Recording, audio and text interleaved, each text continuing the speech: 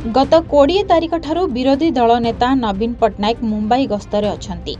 प्रधानमंत्री नरेंद्र मोदी जेउ दिन ओडिशा आसीथिले सेही दिन बीजेडी सुप्रीमो नवीन पट्टनायक मुंबई गले।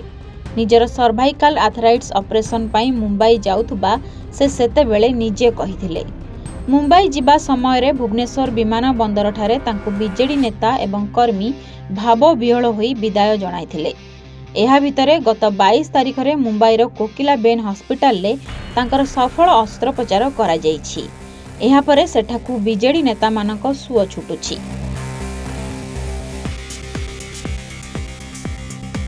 किंतु असल कथाटी हेला हॉस्पिटल को बीजेडी नेता जाउछंती सत, मात्र सीधा सड़क सेमाने नवीन को भेटी पारुनांती। टिकिए भल करी देखंतु एई फोटोटी को।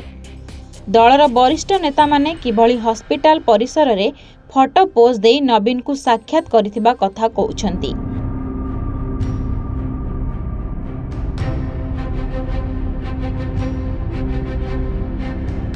केवल सेतिकी नुहे, बिजू जनता दल तरफरु प्रेस रिलीज जारी करा जाई विरोधी दल नेतांकु भेटिले बीजेडी रो वरिष्ठ नेता बोली कुहा जाईछि। दलर अंदर महलरू मिलिथिबा खबर अनुसार बीजेडी नेता माने कोकिलाबेन हॉस्पिटल को जाइथिले सत, मात्र वीडियो कॉल माध्यम रे सेमाने नवीन को देखिथिले। एही कामटी हुएत भुवनेश्वररू करा जाई पारिथांता, मात्र खचांत होई बीजेडी नेताए मुंबई काहेकी गले ताहा केवल सेमानकु ही मालूम थिबो बोली लोके एबे कुहाकुई हेउछंती। एबे आसीबा असल प्रसंग को। प्रसंगटी हेला बीजेडी नेता काहेकी नवीन को साक्षात करि पारिले नाही। तार कारण हेउची संक्रमण भय।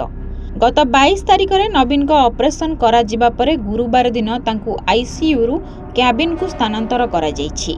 सेहिठारे ही नवीन राज्यवासी को रथ यात्रार शुभेच्छा जणाइछंती। प्रिय भाई भौनी माने आपन माननको समस्तଙ୍କୁ मोर नमस्कार। रथ यात्रा पाई आपन माननको मोर शुभेच्छा और अभिनंदन जनाउथी। जय जगन्नाथ। साधारणतः कौनसी बड़ अस्त्रोपचार परे बाहर लोकों को भेटिबा पई रोगी को अनुमति दिया जाए नहीं।